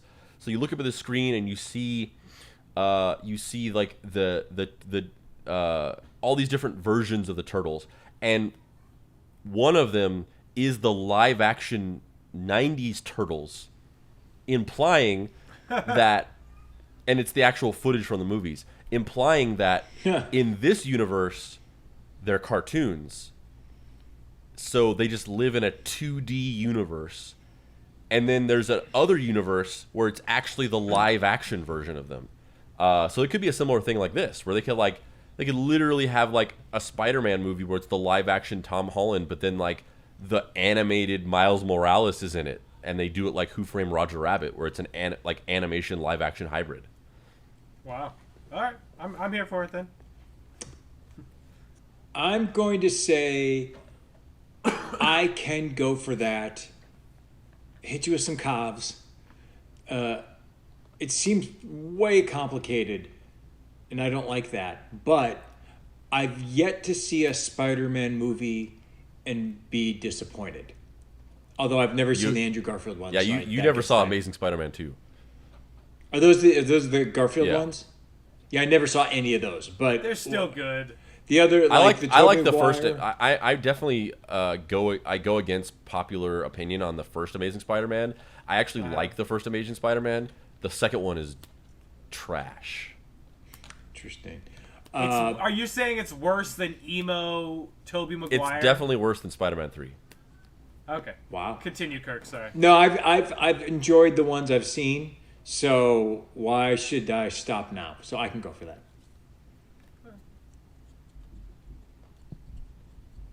Anyone else?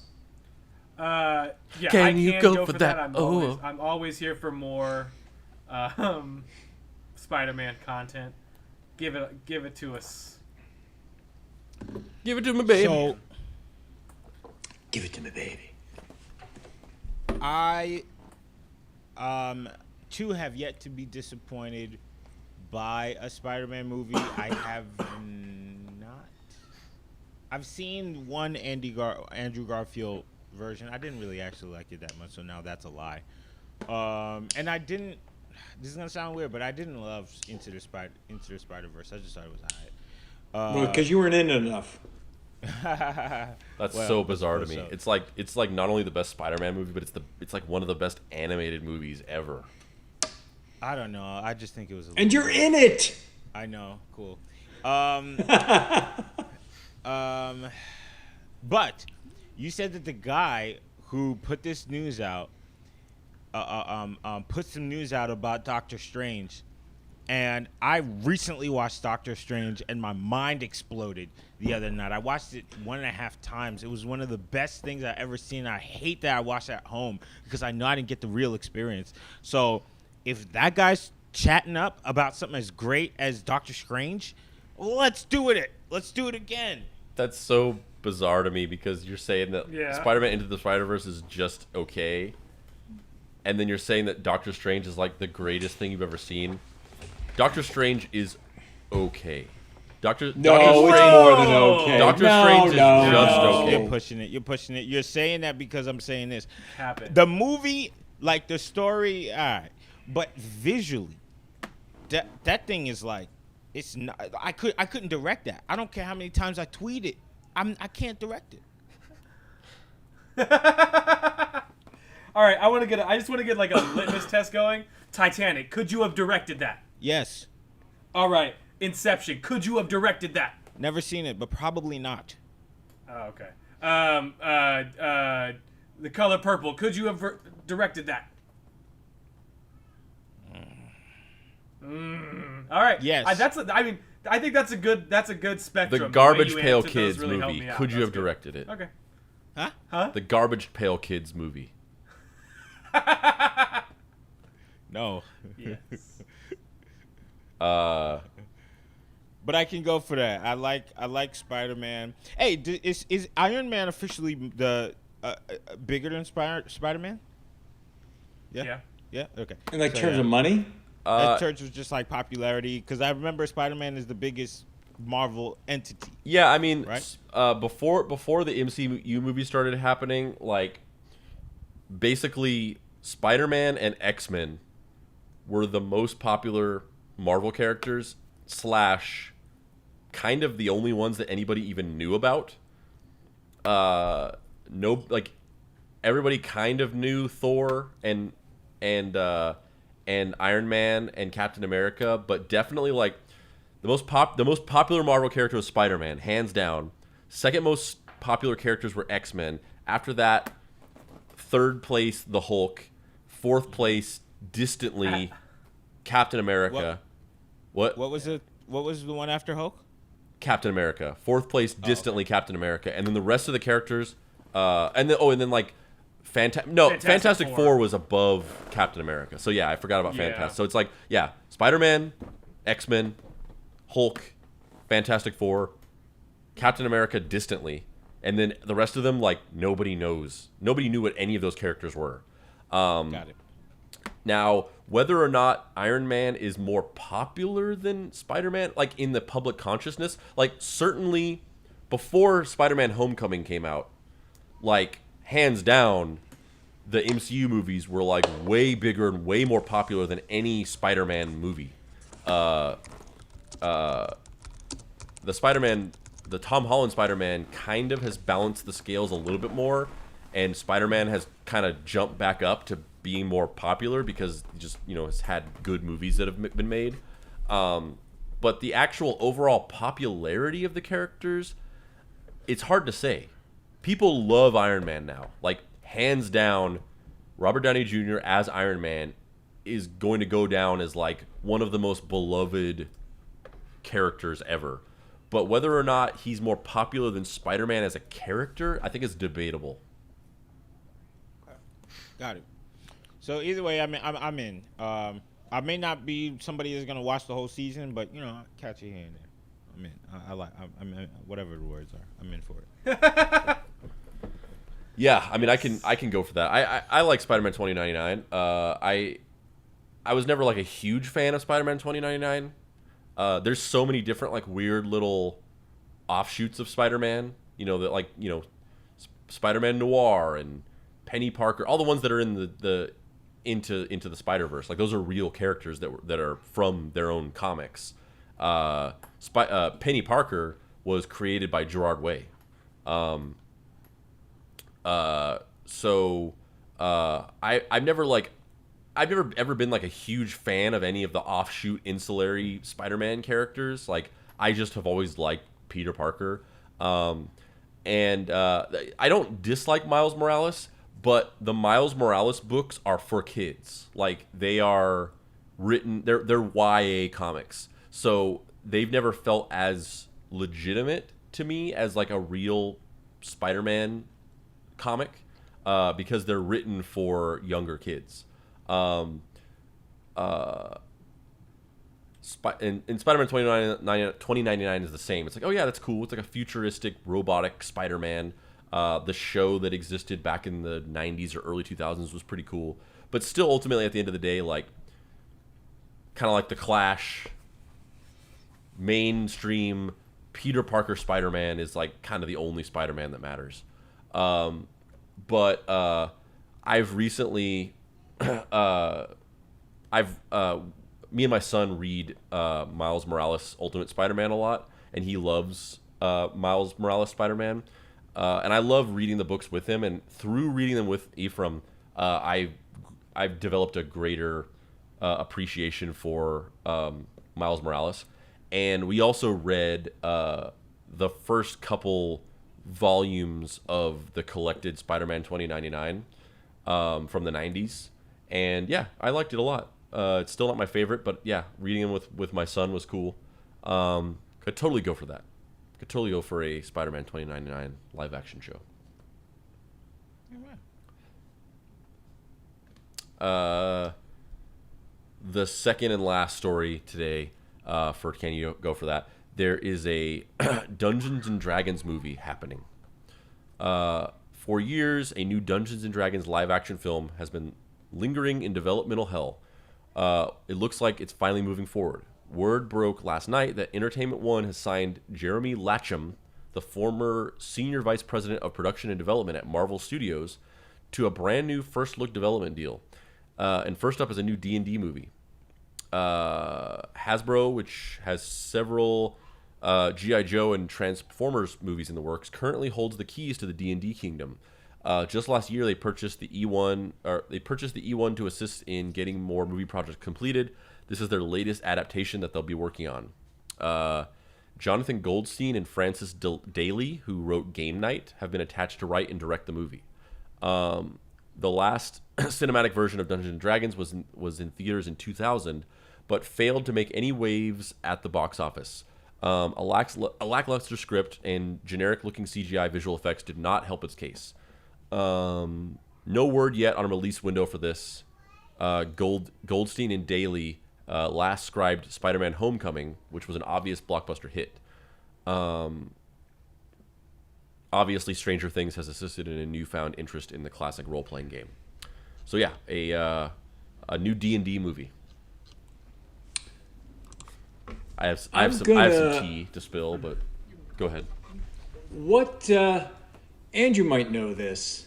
Before I get into my thoughts, you know the movie Mazes and Monsters? Yeah, with Tom Hanks, the anti D&D Tom Hanks. movie. That is based on a true story that tells about the dangers of too much Dungeons and Yeah, Dragons. he goes insane and loses all grip. He goes insane on because of reality it. and That's why I can't becomes go for that. catatonic, basically. Because you saw that and heeded its warning. Yeah. And you think that it's dangerous to put D&D out into the world. Yep. It's too dangerous. I love it. Too dangerous. Kids don't need to see that. It leads to devil worship and death and craziness. I can't go for that. That and Dungeons and Dragons is boring. Those are the legit same reasons I can go for that. Because you want to go insane. Yeah, boy. Yeah, that's my take on it. Though I do like those the two guys attached to it because they came up with Game Night, and Game Night's a great movie. Game Night is Fun. oddly good. It's so crazy I good. love it. Shouldn't be that good. It shouldn't be that good. Yeah. But you have like the perfect cast of like Yeah. Jason Bateman and Should've the been Matthew cop Modine. dude. Oh god. Yeah, Jesse Plemons. Jesse Yeah, Plemons, yeah. Jesse Oh, Plemons is great in it. so Everyone good in in it that is movie. that movie's so good. So those two doing this, I go, that's good, but too dangerous. Too dangerous. Yeah. Also, that movie was able to hide a twist and not be seen until the moment they wanted it, and Yeah. that was perfect. Yeah, the Agreed. only thing that sticks out to me about that movie is strange is the part at the end when the bad guy gets sucked into the plane engine and just straight up murdered, and Rachel McAdams, a normal woman who is just a normal person who works as a I forget what her job is, but she's just a normal person who has never seen a stitch of violence in her life, reacts to that with a smile. Yeah. Like, we killed the bad guy. Not, Yay. like, Yeah. All right. So Wow. I feel Get like serious. you guys know what I'm about to say. oh, God. I do, and I hate it. Oh, wait. Do it. Make sure Jar Jar Binks is in that bitch. Nah, we keep Jar for the wars, okay? I'm gonna say this is a movie I would never watch. However, collect every bag, okay? You made the game, the board game, the book, whatever D&D is, I don't know, a video game, whatever it is. Collect every coin for your property. You created it, collect the coin. This year, collect the bag. Next year, make 10 more movies. Collect every single penny you can get from this one thing that you created, because chances are you probably don't got another one. So you're out there, you're I out can go there for repping my boy Gary Gygax, Who? one of the creators of Dungeons and Dragons. Gary, collect the bag. Collect it. But I'm not going to be one of the people giving you my money, because that sounds like a dumb idea. But somebody out there likes it. So collect it. I can go for that. I hate everything you said. And I knew that's what you were going to say too. Yeah, it's funny. I know you were joking, Kirk, but it's also that whole satanic panic thing in the 80s is just so wild because whenever I was a kid and in chess club at school, and like in chess club, like we played chess sometimes, but we also played Pokemon and we played Dungeons and Dragons. And like, if you saw the kids that were playing Dungeons and Dragons, it's like, these are the evil satan. Like, these are just Yeah. the biggest nerds of all time. Like, this is who you think is gonna be these like evil satanic warlocks? Is these freaking nerds? My friend Gabe, My friend Gabe. who like one time we were at the movie theater for my birthday, and he was wearing a jacket from our middle school, and it had his name on it. And we were at the movie theater, and we were seeing, I think we were seeing like Phantom Menace, and somebody was talking to him, and he was like, oh yeah, good to meet you, Gabe. And Gabe was like, how did you know my name? And he was like, oh, it's on your, it's like that thing that happens in movies, literally, like, oh, it's just on your jacket. And he was like, oh, like, that's the satanic evil warlock? Yeah. Yeah. Yes, you gotta fear the ones that you don't think you gotta fear. Yeah. He's actually a paladin, so... It's funny, the Mazes and Monsters movie was not even the worst of that. There was this religious fundamentalist cartoonist back in the 70s and 80s named Jack Chick, and he did these really fundamentalist religious political cartoons. They're basically just religious propaganda, and he did one about Dungeons and Dragons.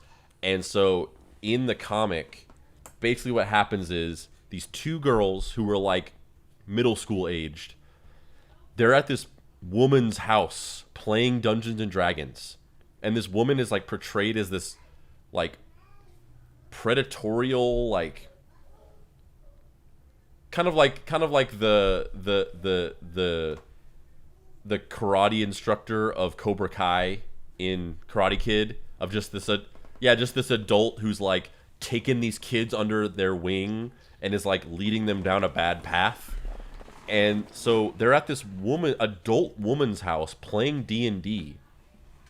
And so they finish their campaign or whatever, and then she's like, and then the main character, the main girl, she's just like, you know, and her friend, they're talking to this woman, and she's like, yes, come back next week and we'll continue developing our you know, our attunement with the dark arts or whatever. And the main character is like, they leave, and she's like, I don't know about this, like that girl kind of weirds me out. And the other girl's like, no, it's great, like I love this game, it's making me feel so much more powerful. And she's like, I don't think I'm gonna go back, I'm just kind of weirded out by it. And then so they leave, and then the other friend keeps going back and playing D&D, and then she like stops talking to her, she like stops communicating with her, she won't return her calls, she goes to her house, and her mom's like, oh, she's sick, she doesn't want to see anybody. And so weeks go by, and she's completely lost track of this girl who's her best friend, and she's like totally like gotten way in with this like cult of like D&D players led by this mysterious dark woman. And then she finally like finds her, and she has bags under her eyes, and she's like noticeably more angry, and she's like, I'm developing powers, like she's helping me like develop these powers that make me stronger. I don't need you anymore, leave me alone. And so she's like, fine. And then one day she like tries one last time to go to her house and see her friend, and she's like, I just really need to see her, I really feel like she's going through something bad right now, and I just want to help her. And her mom's like, okay, I'll see if she'll see you. And they go into a room, and they open the door, and she's hung herself. And they scream, and that's the end of it. And it's like, D&D is a gateway to satanic forces like invading your life. They want you to believe that they want to help you, but in reality they want to destroy you and lead you down a path away from God. It's like, is this a full movie or a PSA? It's a comic. It's a comic strip. Oh my god. I'll show you. That's even worse. Jack Chick, Dungeons and Dragons. I feel apprehensive to just give him a click on his website. I mean, he's dead, but there you go. He has it on his official website that's maintained by his estate. It's called Dark Dungeons. Let me share this real quick. Oh god. So she like looks evil. Yeah. She like, they make her look evil. So this is from the early 80s or maybe the late 70s. Wow. And yeah, so they're at this thing, and like the girl is weirded out by it. The other girl gets invited into this satanic cult. Oh my god. She starts teaching her how to tap into real life powers that are obviously like being given to her by demons. And then she withdraws from her friend, and then she goes to see her, and she's hung herself, and she's left this note. It's all my fault. Blackleaf died. I can't face life alone. So she killed herself because her character in D&D was killed, and she couldn't handle it. Oh, listen, get your priorities straight, Debbie. Yeah, and then they go and confront the evil woman who manipulated her, and then it has this whole diatribe at the end about the satanic power of D&D, and she's talking to this pastor and all this stuff. Wow. And he made these religious propaganda cartoons, and they were really big back in the 70s and 80s. He has another really homophobic one that's about these two gay men who go speak at a school about tolerance, and then like there's one kid in the classroom who believes in God, and he can see the real truth, and he sees two demons hovering over their heads, controlling them like puppets. It's real dark, bad. He's a terrible person. Yeah. So that stuff is just wild. That was a thing. Yeah. The Satanic Panic, and how people thought that Dungeons and Dragons was like Satan actually speaking to children through a board game. So I mean, before I say whether I can go for that or not, so as it's referenced in this blurb, there was another Dungeons and Dragons movie in 2000, which I saw in the theaters, and it starred.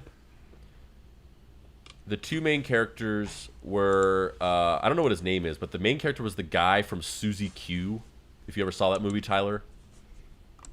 The Jim Belushi vehicle? No, it was a movie in the 90s that was like a Disney movie. Yeah, I did. Yeah, see it was that. about it was a teenage girl named Suzy Q, who died in a car crash in the 50s, and she's played by the Pink Power Ranger.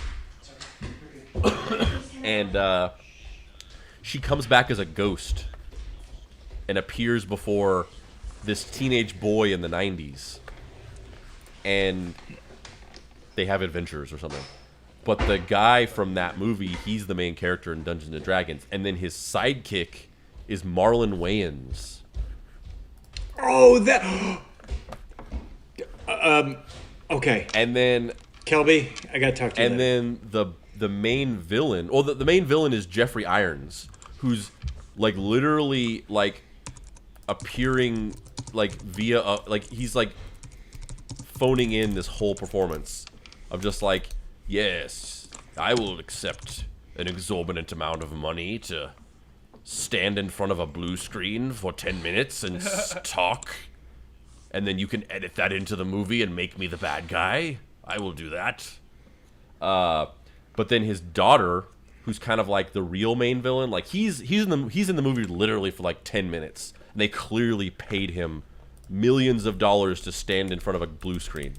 But then his daughter is like the actual main villain that's like in the whole movie, and it's played by Thora Birch. And the whole thing about this is, so Thora Birch, she was an up-and-comer, a breakout young actor when she played Danny, the little sister in Hocus Pocus, and then she started becoming popular. So she was in famously, she was in Never-ending Story.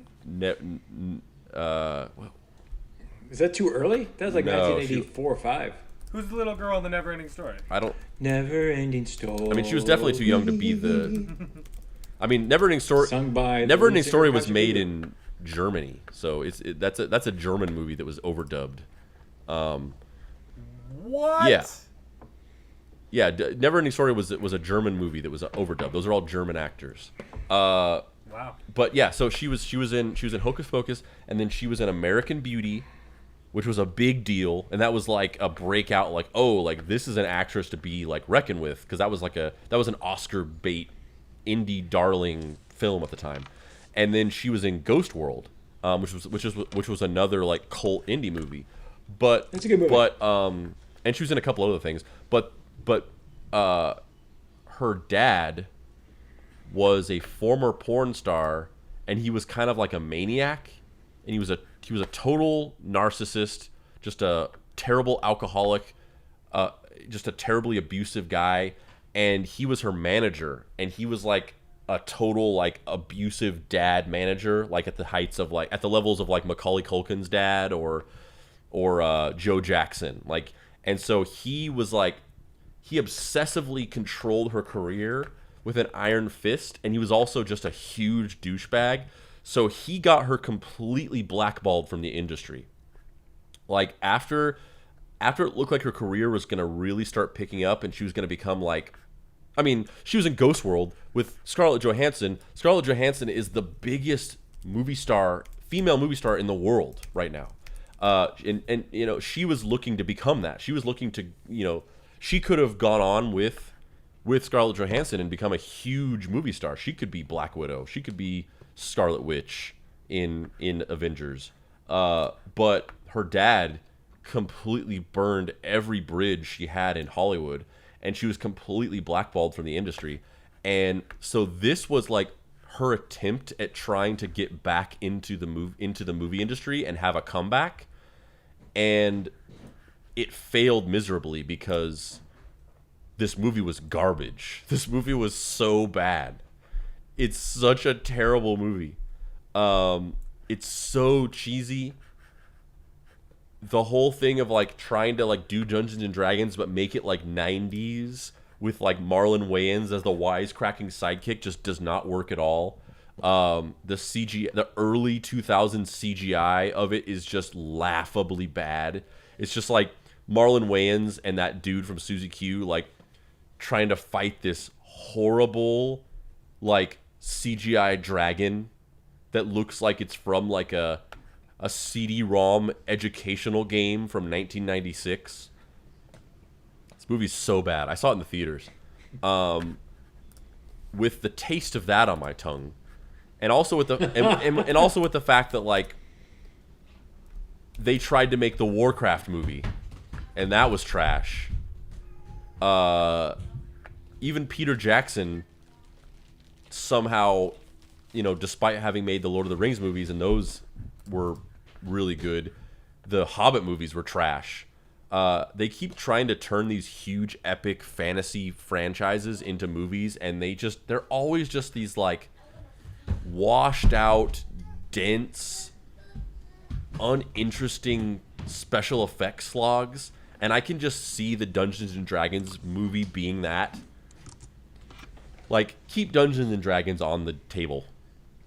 I can't go for that. That last line was I can't good. go for that. Last line was real good. I'm proud of it. Yeah. And that has been another edition of Can You Go For That? Oh, oh.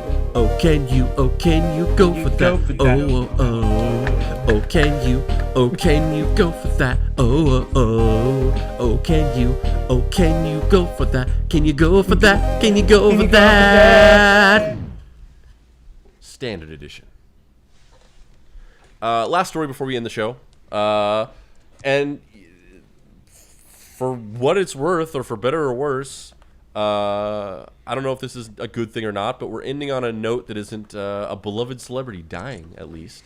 We've upgraded to a beloved celebrity almost dying. Hooray! So Matrix and Bad Boy star Joe Pantoliano, or as he's known, his nickname in the industry, Joey Pants, hospitalized after getting a kick in the pants. He got hit by a car. Joe Pantoliano, star of The Matrix, Bad Boys, and The Sopranos, was hospitalized in Connecticut after being struck by a car. Pantoliano's wife, Nancy Shepard, told TMZ that Pantoliano was walking with his family on Friday when a Porsche that had been struck by another car came across the road and struck the actor. Pantoliano was sent through the air and landed on a wooden fence. He suffered injuries, including a gash on his head and damage to his left leg and shoulder. EMTs came to the scene and brought Pantaleano to a hospital where he was received a CT scan. Pantaleano has been discharged from the hospital. The actor is recovering at home from a severe head injury and some chest trauma. But the outlook is good. Barry McPherson, Pantaleano's agent, tells Variety he is home now recuperating. He has stitches and is being monitored for a concussion and chest trauma. He is resting and thankful for all the inquiries.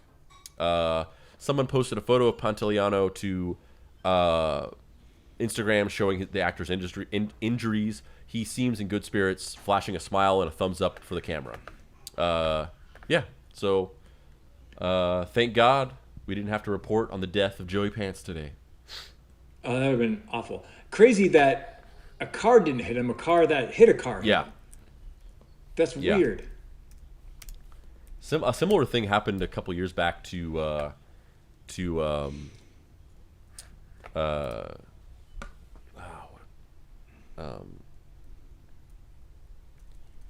I blanking on his name?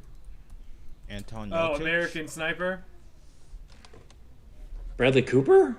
No, American Sniper, not American. Or I mean American Assassin. American Assassin. Fucking Maze Runner kid. Anton Yelchin. Oh, well, what are you talking about? I mean, no, that wasn't getting hit by a car. That was he put his car into park, and then he got out to check his mail. His car was parked on an incline, and the Jeep that he had, there was a mechanical failure where it disengaged from being in park, and the Jeep rolled down the driveway and pinned him against a brick wall, and he died. Ugh. Yeah.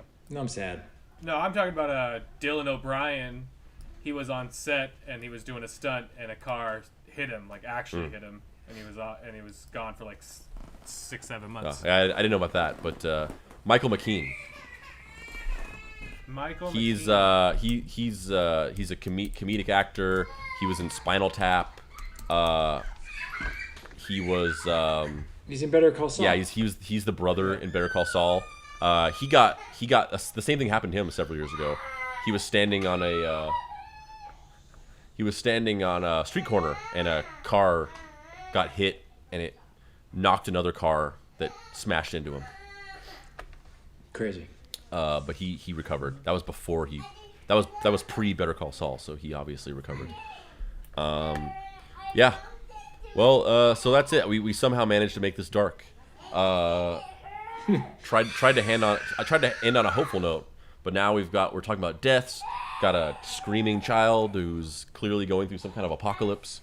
So that being said, thanks for listening. If you like this and you haven't done so yet, subscribe. If you have a friend who you think might like the show, show it to him. Share it with him. If you want to keep up to date with what we're doing every day, keep up to date with news on the podcast, as well as all the nostalgia content we post on a daily basis, you can go to our Facebook page, the official Nostalgia Facebook page. Just search Nostalgia on Facebook page, and you'll find that. We've got the little check mark next to our name. You can join our Facebook group, the Nostalgia Facebook group. Same thing, just searching groups for Nostalgia. You can follow us on Instagram, @Nostalgia. If you have any questions, comments, or concern that you might want us to talk about or read on the podcast, you can email us at nostalgicastpod@gmail.com. Stay safe, stay healthy out there.